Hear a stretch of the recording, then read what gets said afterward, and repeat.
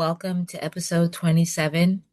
Today I'm sharing a solo episode to celebrate the podcast's birthday.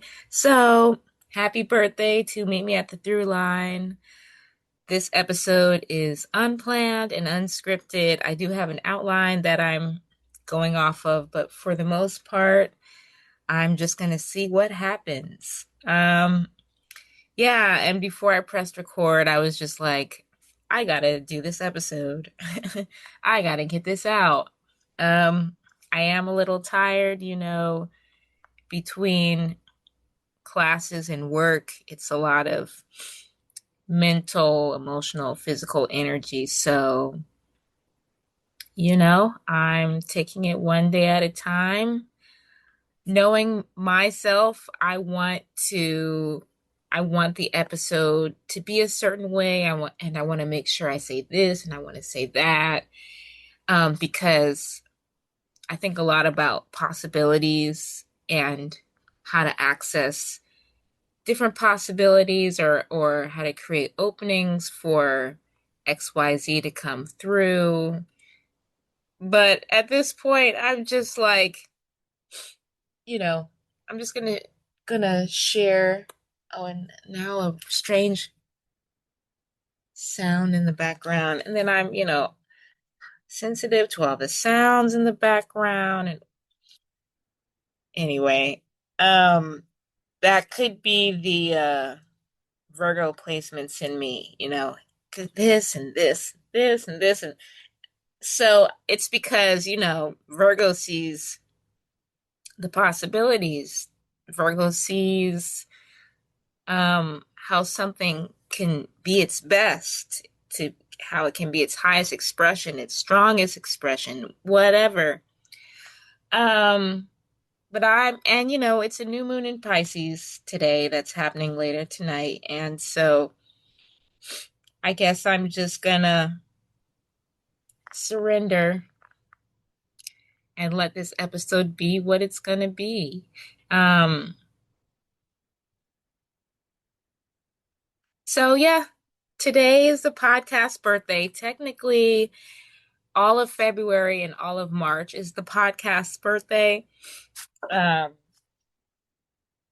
so I actually haven't been celebrating this entire time, but now, closer, or what am I trying to say? I made a list of all the things I want to do to celebrate. Um, so I'm going to share more about that later, but yeah, it's a long birthday celebration for this podcast. I didn't start off the birthday celebrating, but I'm getting there. And if you want to celebrate with me, please do. If you've been enjoying the podcast, celebrate in your own way. Listen to an episode, listen to one, you think, oh, I don't know if I'll like that, or I don't see anything interesting in this episode. Maybe check that one out. But yeah, I'm celebrate with me. I whatever whatever you want to do. I'm going to talk more about celebration later. But yeah, I just wanted to kind of review what the podcast is about. I'm on the website right now on Substack. When I first started this podcast last year around the same time, I said, my next adventure is starting a podcast focused on a variety of topics related to water, like mangrove trees, mermaids, oceanic world making, and more. Look out for new episodes every Friday with your host, Simone Johnson. That's me. And so, yeah, when I started the podcast, we were getting out episodes every Friday. And as my life has changed, that slowed down a bit. And I'm accepting that because surprisingly, you know, I don't like, I, it all works out. Let me say it like that. Surprisingly, with my schedule and the guests' schedules and this, that, and the third happening and whatever, it all seems to work out. And that's been pretty fun to watch happen. That there's not a lot of planning that goes into this as far as publishing the episodes. What I do is I reach out to people. I say, hey, do you want to be on the podcast? And we figure out a time to connect. For some people, we schedule the interview a few weeks after I reach out to folks. For some people, it's months later. I interviewed people a year later from when closer to a year later from when I initially reached out to them. And somehow, some way, it all works out when these episodes come out.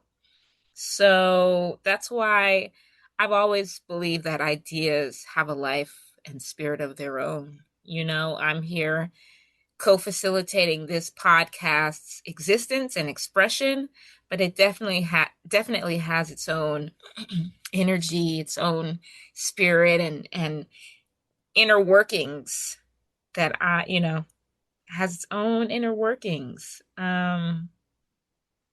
It's unfolding however it's unfolding.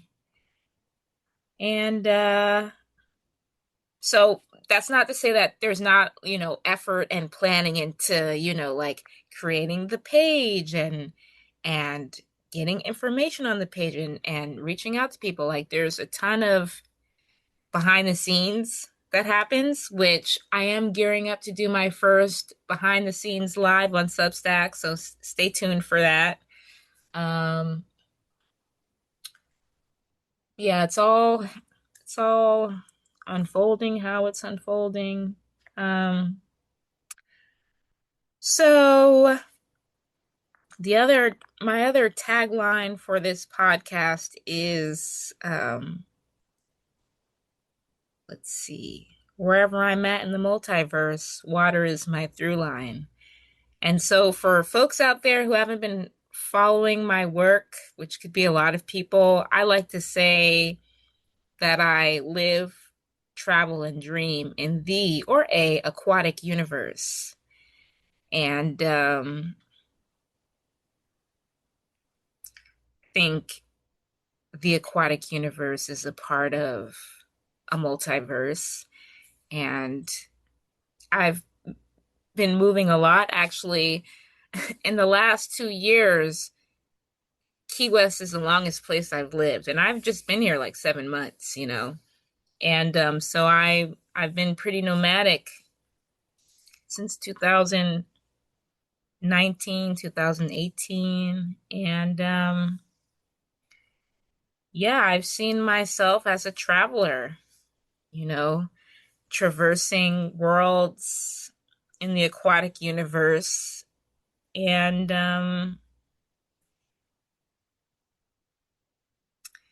as I said in another episode, I tend to think in worlds and galaxies and star systems and universes. That's how my brain works.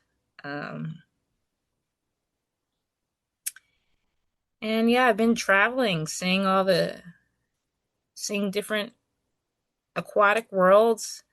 And again, like when I talk about the aquatic universe, I personally don't see it as a purely liquid universe, although an a aquatic universe could be a purely liquid universe, and there could be purely liquid worlds. But in my mind, in my experience, Earth Earth is in the aquatic universe, and there's plants and animals and microbes and fungi and birds and all sorts of things, human beings, human creations. And really, I think I wrote this in a newsletter once that my newsletter dispatches from the celestial sea. I haven't written any newsletters all year, but maybe I'll get back to that. I once wrote that, like, it's pretty, or maybe no, I think this is on my about page. It's like, living in the aquatic universe is you have a lot of surprising, unexpected experiences. Like, maybe I'll go on to that and see what I said. Let's see.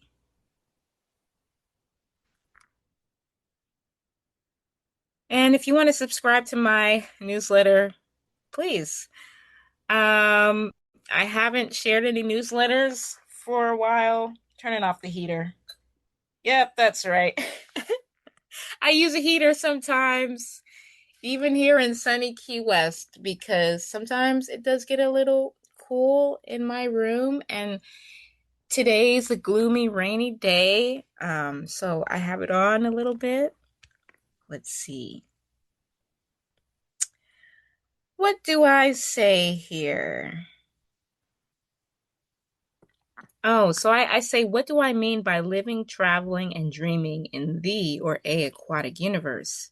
Living, traveling, and dreaming in the aquatic universe is a framework, worldview, and personal cosmology that I'm creating to understand myself, other beings, and help me navigate the world.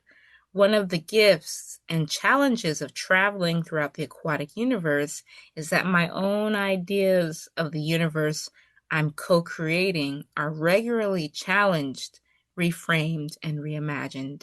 It's been a wild ride so far, and it sure has. It sure has. All right, so back to the podcast. I forgot what I was talking about. Oh yeah, the tagline, wherever I'm at in the multiverse, water is my through line. And yeah, I figure, if I'm in some strange place and I need to orient myself, I can orient myself to water, which holds so much. All right. Who is the podcast for? The podcast is for anyone who's interested in all things water through a imaginative, creative, spiritual lens. Especially spiritual, I tend to like to think about water spiritually. It's for people who are curious about what the guests have to share. Um, it's open to people from different walks of life. I think curiosity is really important, and that there are episodes on here that people will really resonate with, and that could even be life-changing. And then there are episodes where people don't resonate, or they don't really, it's not their cup of tea. And I'm not I this podcast, I'm interviewing people who are very different from each other. And I'm interviewing people who I actually want to talk to.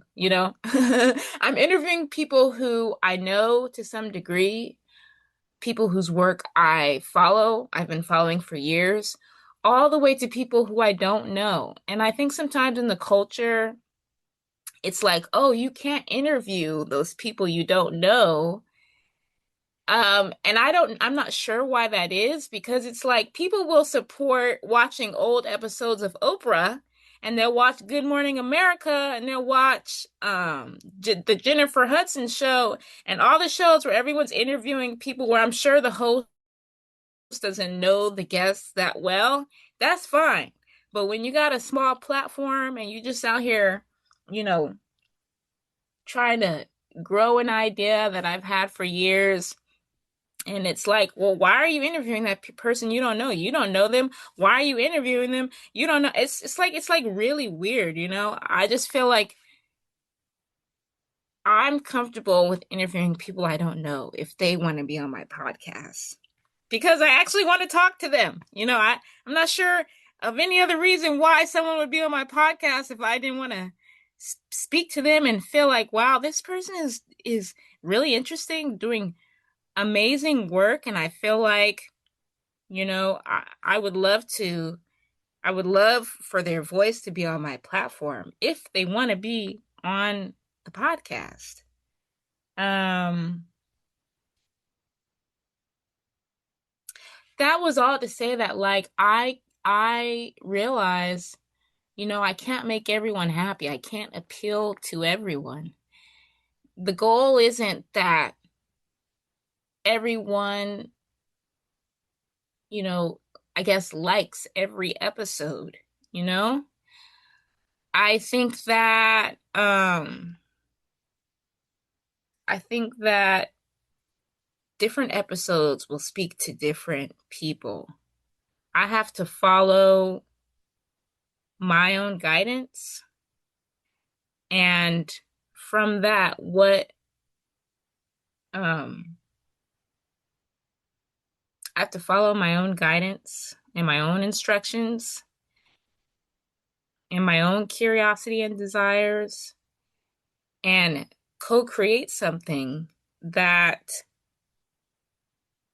feels good, and create something where you all, dear listeners out there, can come and listen and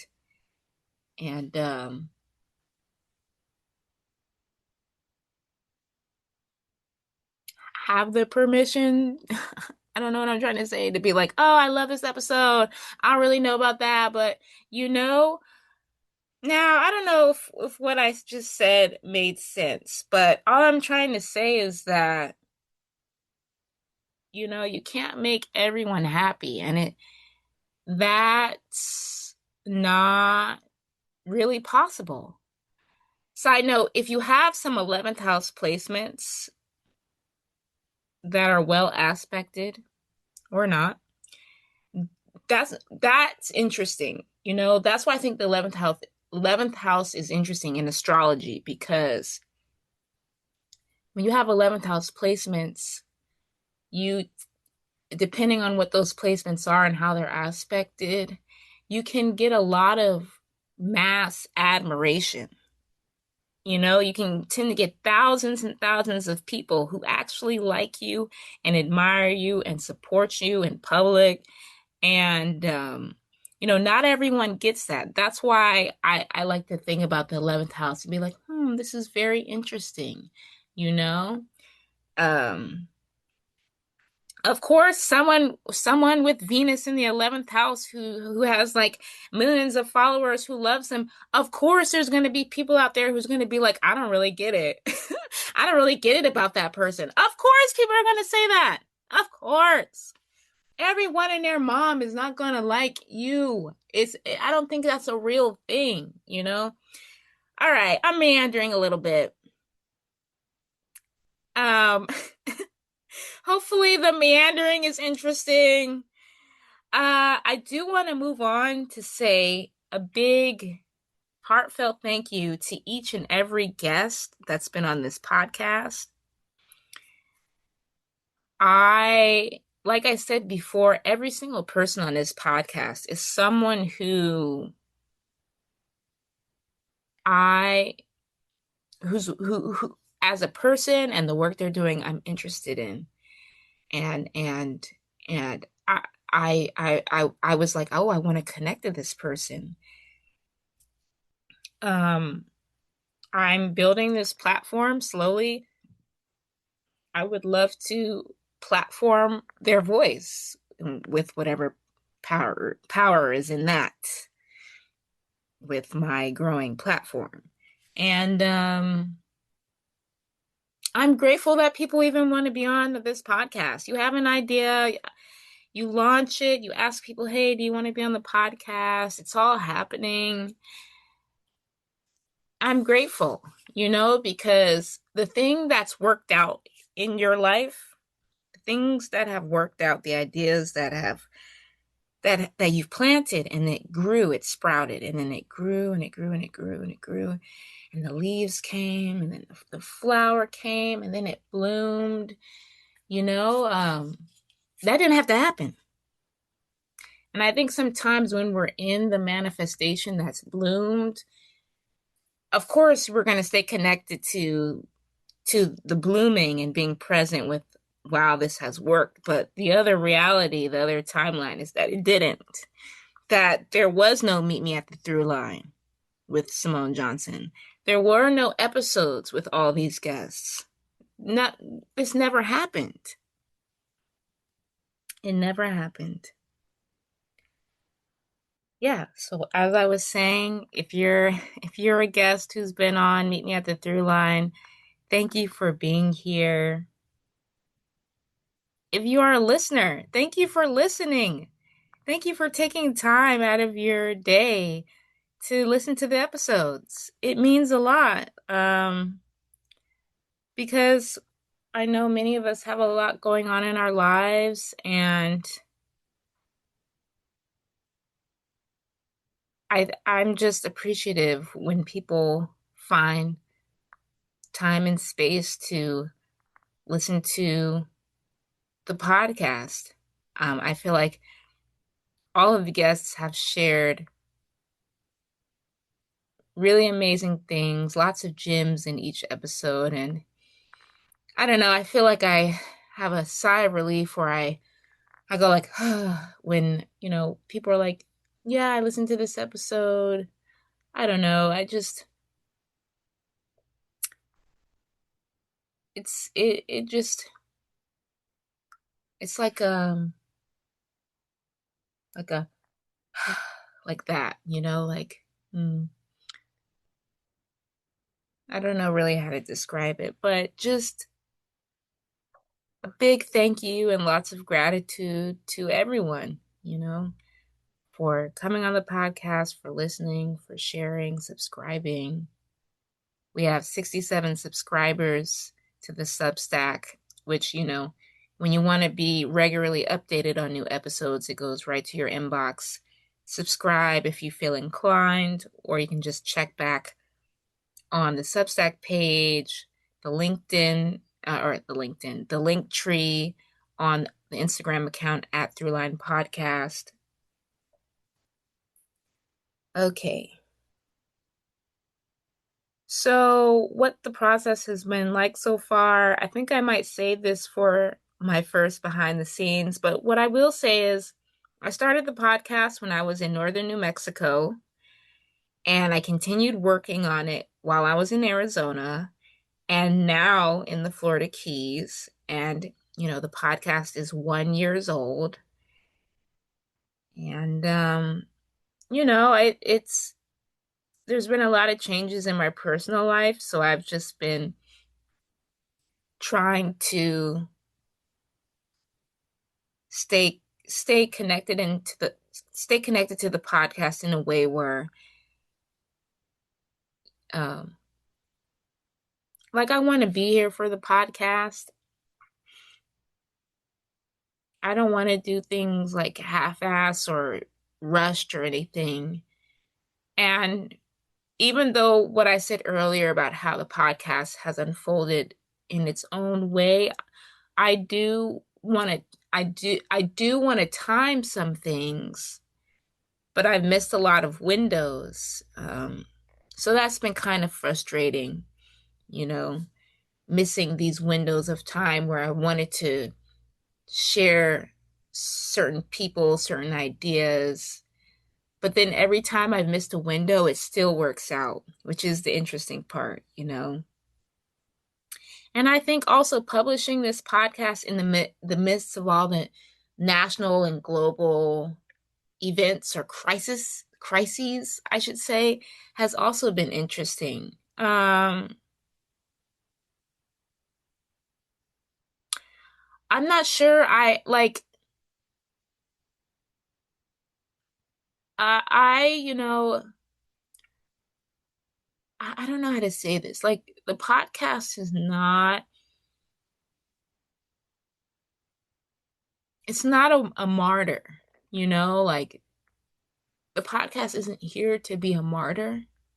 I think in some ways, Meet Me at the Throughline with its own spirit is some kind of spiritual warrior. And that's something I'm getting clear on. But I think sometimes when we hear warrior, I or you, we might think of certain kinds of expressions or energies. And I'm still trying to understand the different expressions of like the warrior or the spiritual warrior. Because I don't think to be a spiritual warrior is like I'm just trying to say that, I think I'm still learning what that means. And in these times, these very disturbing times, it makes sense that there's a lot of spiritual warriors, spiritual warrior energy emerging or becoming more visible because there's a lot of disturbing things going on. I think what's important to remember is that, especially when people try to shame you for not knowing everything that's going on in the world, we have our own lives, right? Our own lives that we're navigating through, our own families, our own relationships, our own work stuff, whatever. And then we have things going on locally in the community that we're in, and then the other communities that we're in, and the online communities that we're in, and then what's going on regionally, and then what's going on nationally, and then what's happening in this country, in that country. And in my opinion, there's no way to be lucid with all of these things. And there's no way to process all of this at the same time and be like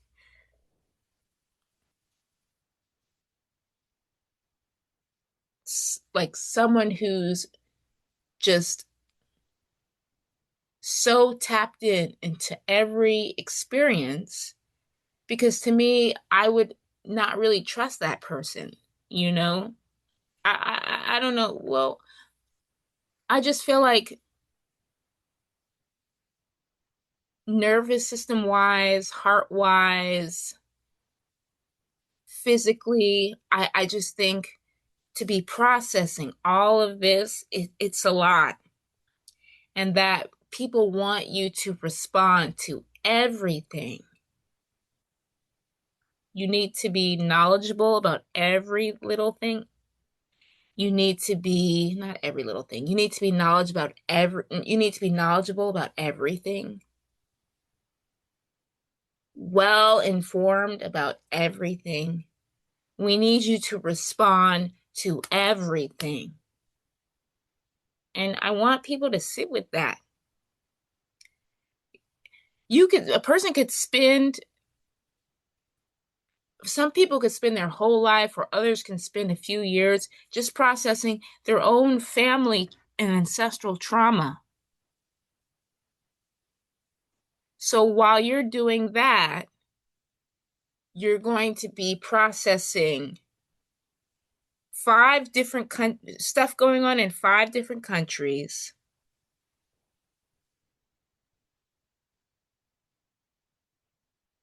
processing the skid row in your community and why there's enough money for XYZ, but not enough to address houselessness and homelessness, and people not having a place to rest their head in a dignified, safe way. And you need to, and then and then someone's going to come out there in some kind of glory to show how they're emotionally, mentally, physically, spiritually, energetically processing everything. And there's something in me that's just, it doesn't, you know, I feel something in my chest. And I'm saying all this because I want folks to know that this podcast wasn't born to save the world. Because if it could, it would. And being the co-facilitator and co-organizer of this at this time, that's not happening. If it was born to save the world, all the shit that's been happening the last couple of weeks would not have happened. I think that sense of wanting to save the world in so many people, it makes sense because that's a feeling of, I want to help. Why is this happening? I want to help.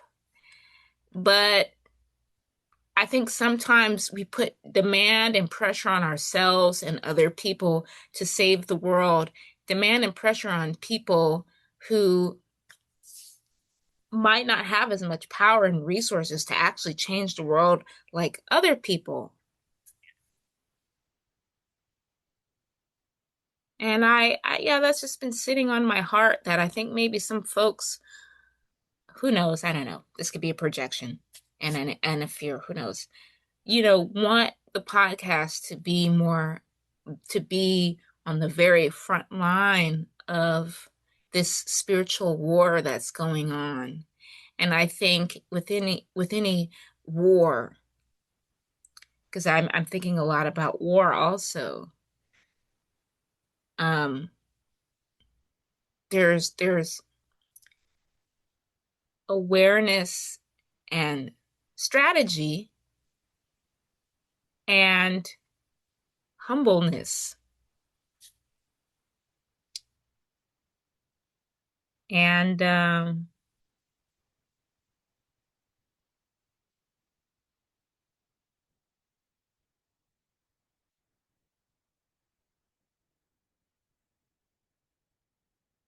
think a lot of what I want to say about this is not fully formed in my mind, and so I'm not articulating it as like I would like. But I think the podcast is here to uplift different voices who can help us see things with different perspective. The podcast is here to help connect people. Um, I do think to some degree that Meet Me at the Throughline is one of the players that's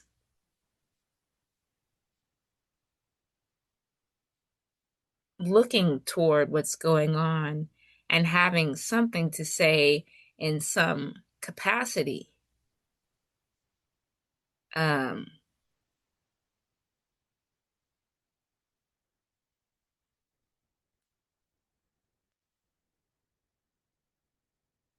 and that this podcast is, I it will do what it's going to do. It will have whatever impact, but should I say unfortunately, it's not here. It it it it doesn't have the capacity, or it could, to change the world. But I will never know because the thing that a lot of people have to realize, especially if you're out here doing work to ground and elevate and change the collective and all those things, what folks need to realize at whatever level of visibility you are, however many people you're touching, you're not going to know the extent of your impact. Sure, we can do the metrics, we can gather the data and do surveys and collect the numbers. But I feel personally, in my own experience, that especially when we think in space-time terms, the past, present, and future, future, present, past, whatever, put in whatever order, you're not going to know the extent of your impact. Did you think that when Harriet Tubman was out here helping freeing the enslaved, did you think that she was thinking, I think I'm going to get a statue for this? I think people going to be writing books about me. Hey, let me get a couple more of y'all cuz I'm trying to secure a statue in the future, you know? Like no, you're and so I hope that makes sense, that for at least for me, and I can also see people mirroring this back to me, that you just try to do the best you can. You really try to do the best you can to enjoy what you're doing and to try to have a positive impact. And however, whatever happens, happens. But you'll never know with what you're doing how it impacted 3 generations from now, or how it changed someone's life who is maybe not comfortable liking your posts, you know, letting you know they're listening. You have no idea. So I think I understand. I feel this so much as a 12th house sun. I understand wanting to be acknowledged and wanting people to say, hey, wanting more acknowledgement, or wanting to see exactly how things are being impacted. And I understand that. Um, well, I didn't know what direction I would go in when I was talking about what it's like publishing this podcast in the midst of all the strange, disturbing things going on in the world.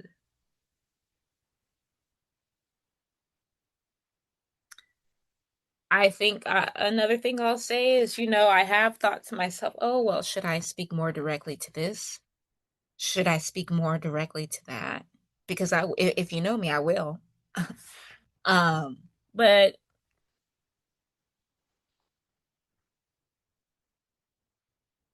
I think,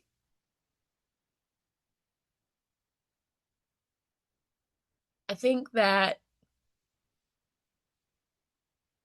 I think that,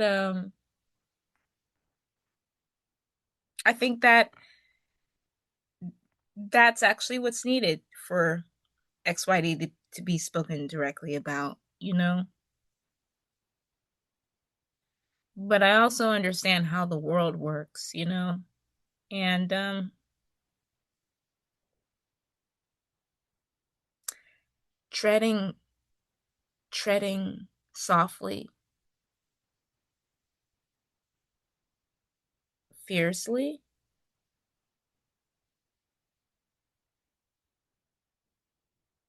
My 12th son, my 12th house son knows what I know what I want to say. I know what I want to say. But, I think it's you don't I don't think I should be saying it, really. I think you got to read between the lines, folks. You got to read between the lines. If you don't know what I mean, it's okay. It's okay. But yeah,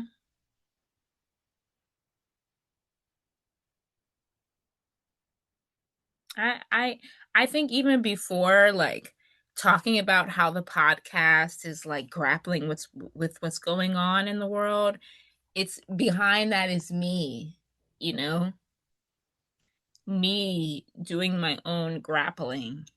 I'm not trying to do a performance here, you know.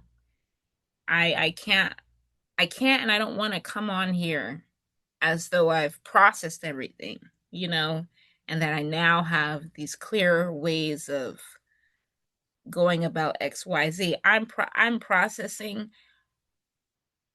processing like other people out here. Really violent,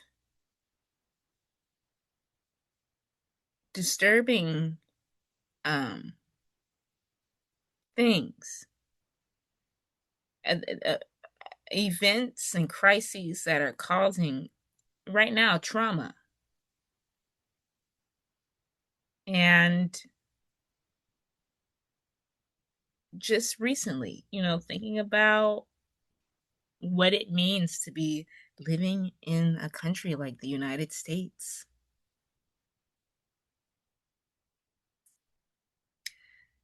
People might not want to sit with that, especially if you're American. You might not want to sit with that. That's that's hard, even for me with my own ancestries.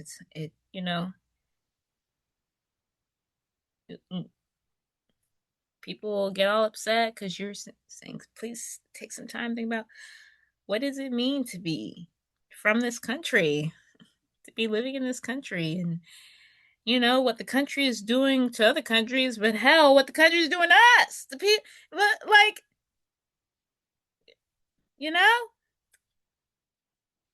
And it's like, there's no way I can just come on here if I might sound wise, but there's no way I can come on here to sound wise, if that makes sense. When really I'm just like, what? I'm thinking and processing. I don't have any answers. I don't have any answers. I'm, and of course there's going to be guidance and wisdom out there for folks like me who are like, oh, grappling. And I'm appreciative of that. I'm just saying that, I think a lot of times people are looking to different folks for guidance and way showing and all of that. And you need to remember, for all the folks you look up to, they're real people who are also in the world with you. Sure, they obviously have different lives, different astrological makeups. They are different socioeconomically, which makes a difference. We're still in the same world here. Everyone's, if you're looking at the news, aware and seeing the same thing depending on the news. You catch my drift depending on the news. And those people are real people who are also grappling with X, Y, Z. Even when someone is saying something really wise, or it's full of guidance and medicinal and whatever, those people are still real people who have to process, if they want to, what you're processing.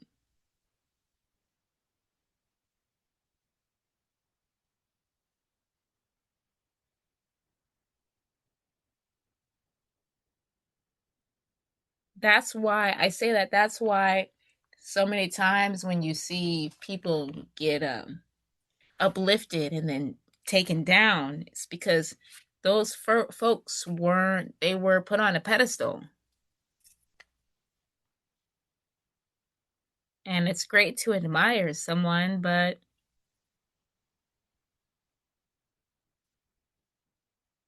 it's like, even like people still having their own emotional experience, whatever that may be. Even people who don't feel their feelings, that's still some kind of emotional experience. Well, this is meandering. This is meandering. This is why I have a script. Let me move on. I hope it made sense. I'm letting my Virgo placements breathe. It's not going to be perfect. Relax. Relax. Okay. All right. If you want to support the podcast, please subscribe on the Substack, the YouTube, the Spotify. Rate us on Spotify. Follow us on Instagram at Throughline Podcast. Comment on the posts. Share. If you want to directly donate to me for my time and energy, I don't know. My Cash Apps are Venmo and Cash App at SJAQUAYJ. Accepting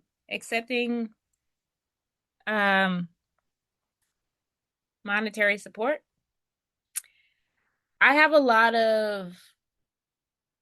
a big vision for the podcast. It's moving slow, but I have a big vision. There are things behind the scenes that you all don't know about, that hopefully I can share in a little bit.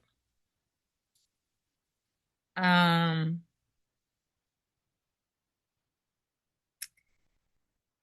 we'll see what happens.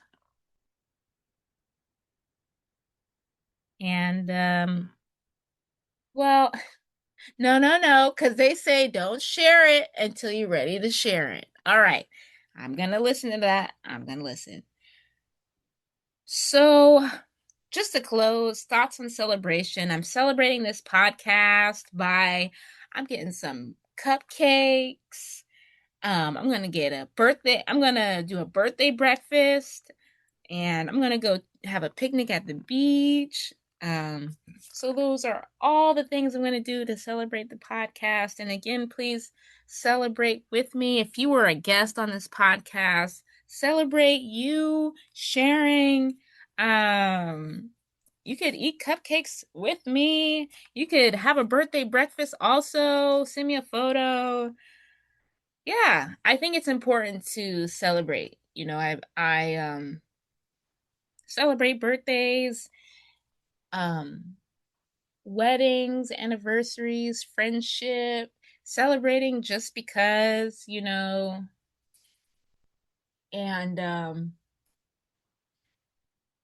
yeah, I've been looking up like birthday celebration ideas and decorations and all the things and just feeling like I want to celebrate even if it's not a special occasion, I want to be in that energy. Um all right. Well, thank you so much for sticking with me this far. Want to say again, happy birthday to meet me at the Throughline. And thank you all for listening, and I'll see you next time. Thanks so much for listening to episode 27. I hope you enjoyed it. I'm going to add some bonus content. I was just thinking, what should I say? What should I say? I've actually been rolling that around in my mind for a few days. And just now I'm like, should I talk about that dinosaur documentary on Netflix, which I haven't seen yet, but I've been reading so much about on Threads. Um, a lot of the comments are like, wow, I didn't know the Earth was that old. And I'm like, I gotta watch this documentary. If I can remember right, someone was like, the Earth is like 165 million years old, or the dinosaurs were alive for that time and the Earth is much older. I have to double check on that information, so don't take that as accurate. Um, I still have to watch the documentary, but yeah, I'm just sitting here thinking about how old the Earth is, and and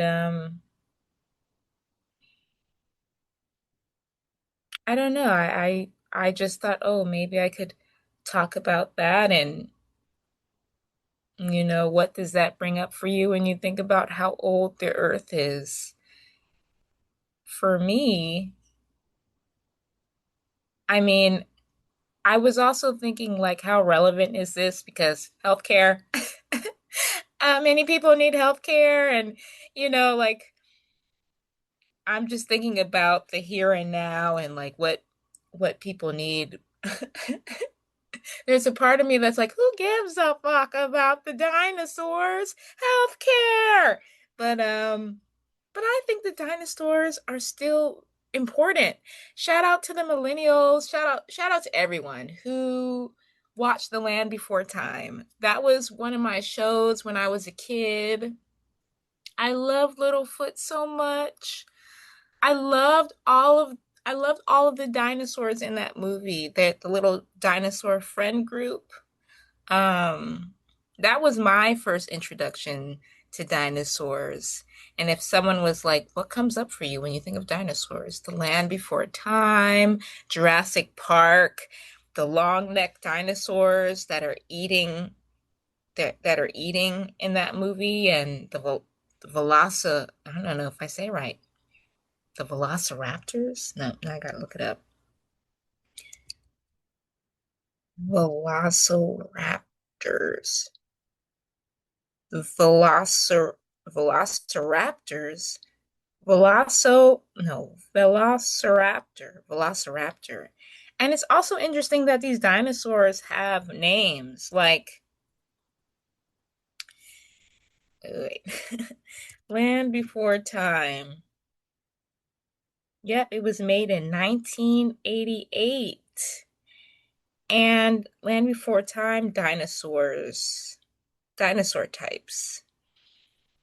And the dinosaur names are so long. I just sometimes I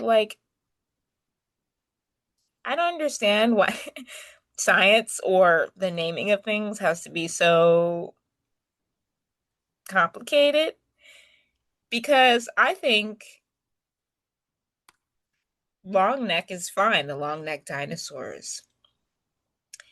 The Land Before Time species list. Let's see. Um,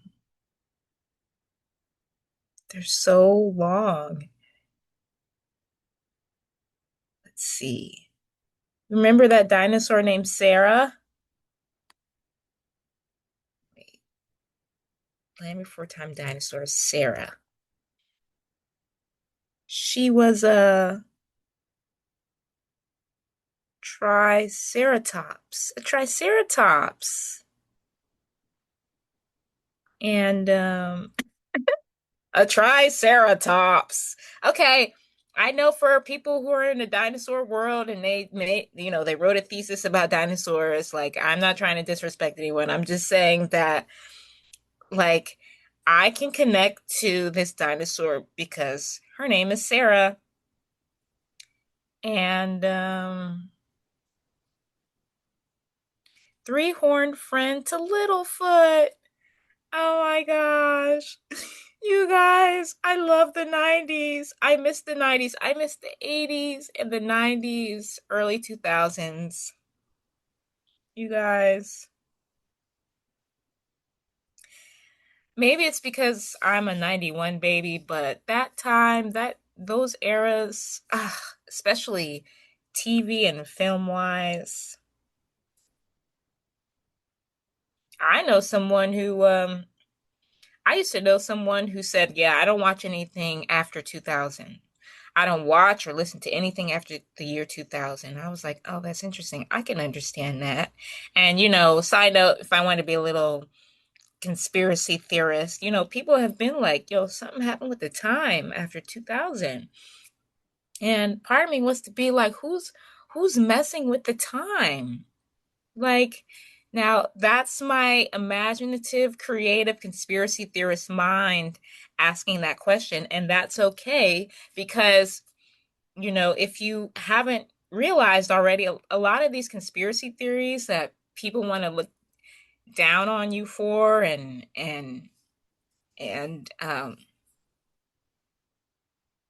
say that you're crazy or you're not thinking logically. It turns out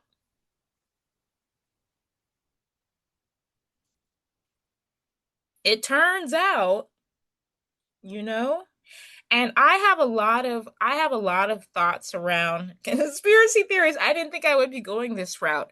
I think that there's a lot of systematic disempowerment that tells us don't question, don't research, don't investigate, don't ruminate, don't make connections. Don't don't talk to people, don't talk to people who look differently than you. We don't what it's and I believe this deeply about astrology. I think there's been systematic disempowerment around astrology and telling people ways of how to work with astrology that are disempowering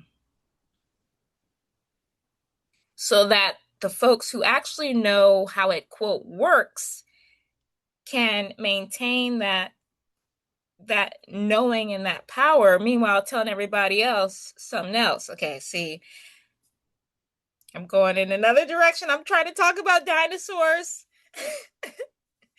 But okay, I don't know how I got on that, but back to the land before. Oh, I was talking about how the time has changed after the year 2000. And it's been multiple people who have said the same thing. Something happened with the time after the year 2000 or somewhere around that time, you know? And then and then after that it does go into the rabbit holes and the conspiracy theories and um people having thoughts that are really far out there. But at this point,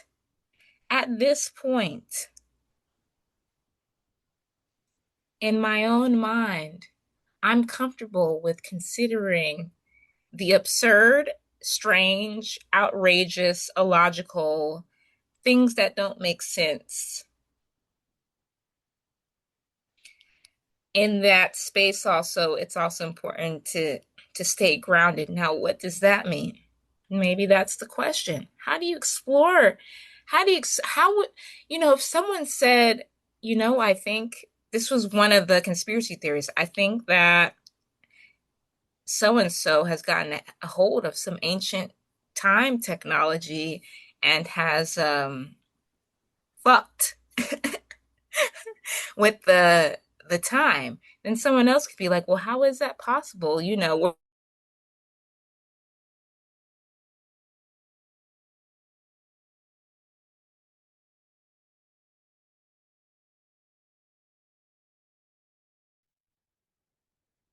And then the internet goes out.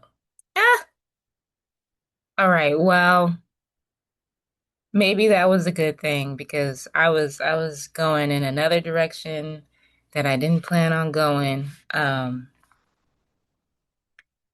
What's the other thing? So for this bonus content, I thought I'd share some of my astrological perspective because I asked listeners on Instagram, what topics are you interested in? And someone was like, I'd love to hear more of your thoughts on astrology. Shout out to that person. I have to go back on Instagram to see who that was. And so, I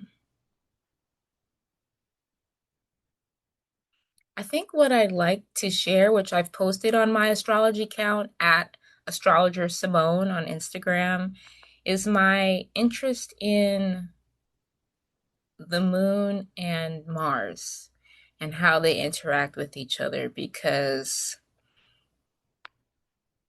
for folks who are new to astrology, this might not make a lot of sense, so please bear with me. But I do encourage people who are new, beginners, even advanced, seasoned professional astrologers to research and think more about the Moon Mars connection because I think, especially, I'm recording this at the start of Aries season. Mercury has gone direct after being retrograde in Pisces for a long time. We're moving toward an Aries stellium, which means there's more than one planet, two planets in a sign. So we're headed toward this Aries stellium. And that has a lot of meaning, interpretation. You look out into your life, the wider world, and see what's going on. And yeah, I'm just interested in, like, first, I feel like I personally would like to hear from more Aries placements. People who are Aries suns, moons, risings. You have your Venus, Mars, and Aries. Any placements in Aries? Because I feel like the Aries energy isn't so clear to me, or like it becomes clear and then it doesn't. It becomes clear and then it doesn't. But what is clear to me is when the moon and Mars interact through squares and oppositions and conjunctions. Those words describe the relationship between two planets or two celestial bodies. And there's a lot of different kinds of relationships, which we call aspects. And what I notice every single time, because astrology isn't some woo-woo thing, but an actual ancient art and science, is that every time the moon is in Aries, which is ruled by Mars, every sign has a ruler, or the moon is squaring Mars, there always seems to be some kind of tension, conflict, encounters with passive aggressiveness, irritation, frustration. War is often connected to Aries. So, a lot was happening with the war with Iran when Mars was conjunct the North Node in Pisces. Well, that's different from the moon, but do you see where it's that the war being connected to Mars. So I'm just saying, even though even though the moon isn't involved in that situation, I'm talking, it still involves Mars. Hopefully that made sense. And it's just that I'm very aware and clear about how whenever the moon and the Mars come into contact, there's always conflict every single time. And I'm just trying to understand personally, like, is this just, quote, the nature of Mars and the moon? Because I said, why is it that I'm able to pinpoint these cycles of conflict and irritation and frustration and passive aggressiveness and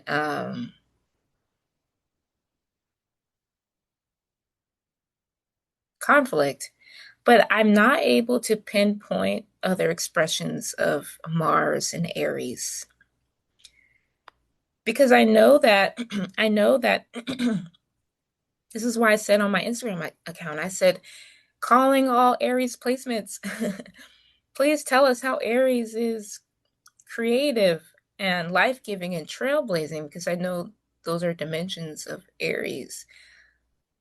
And it's hard because it's like, yeah, I can research celebrity charts and do my own research, but when I'm looking at people out in the world, they could be doing something that's very Aries, that's very creative and new, but I can't tell because I don't know what their Aries placements are.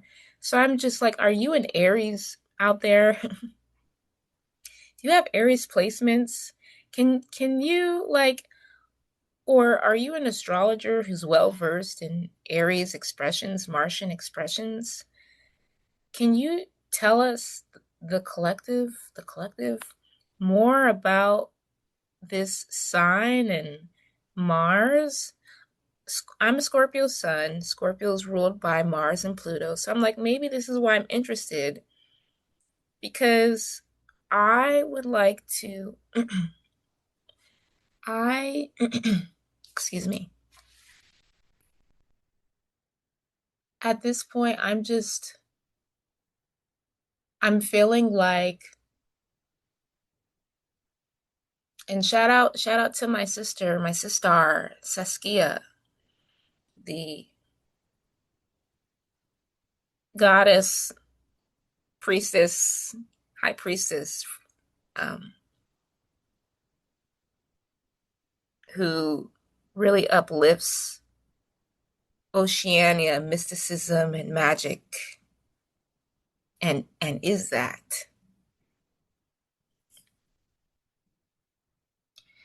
She said one time in her Instagram stories, I think Aries energy is misunderstood a lot of times. And I'm like, yeah, I feel that. I feel that. Or maybe like for me, like I can't, I can, like someone who's trailblazing a new path forward. Is that Aries energy or is it Aquarius? It's both, I'm sure, you know? Um, especially if you have Aries and Aquarius placements. But I guess this is all to say that, like,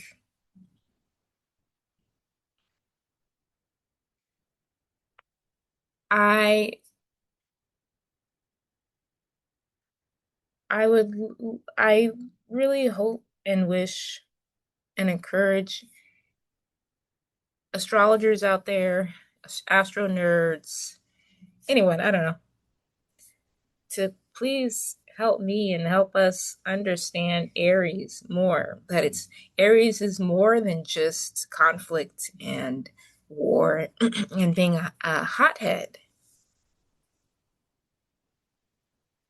Because I'll be honest, I'll feel scared of Mars, one of my rulers, because if I'm talking to Mars, it's like all you are is conflict. And I know that. I know that that's not true. I know that that's not true. But as we go into Aries season and into this Aries stellium, pay attention to the Moon Mars aspects, Moon Mars relationship, and track it alongside the various wars that the US is engaged in. And the various wars and aggression and hostility and violence that the US, because that's where I'm positioned, is engaged in. And pay attention to what happens in your own life. Now, for people who want to track this and you're not sure how to, there's two different ways that I track. First, I believe in being able to sense where the moon is, like organically, based on what I'm observing in my life and the external.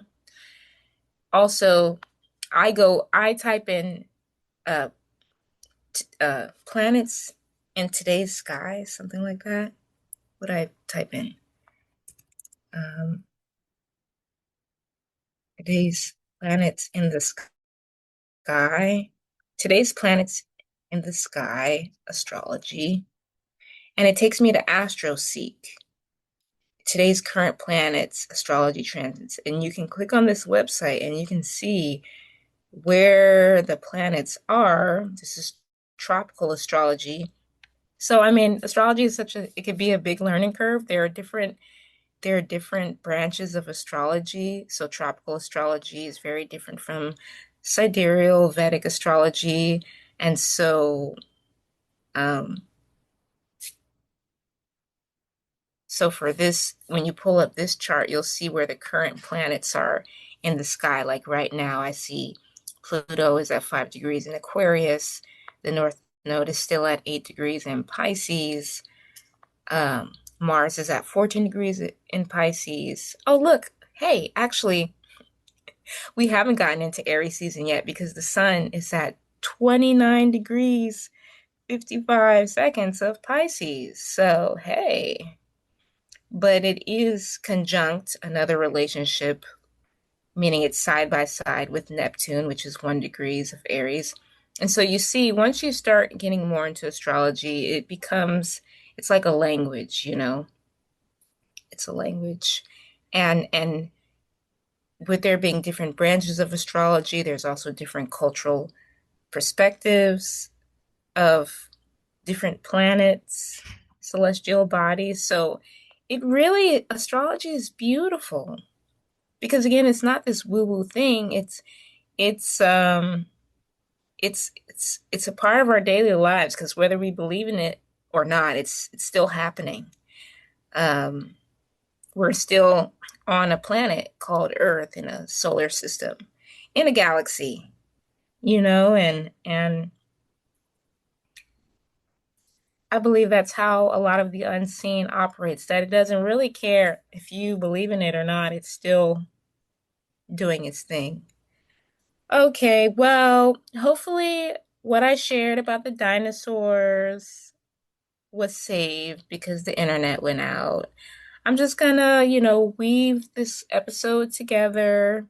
I hope you enjoyed the bonus content, and I'll see you during the next solo episode, whenever that is. But stay tuned for a behind the scenes live on Substack coming your way.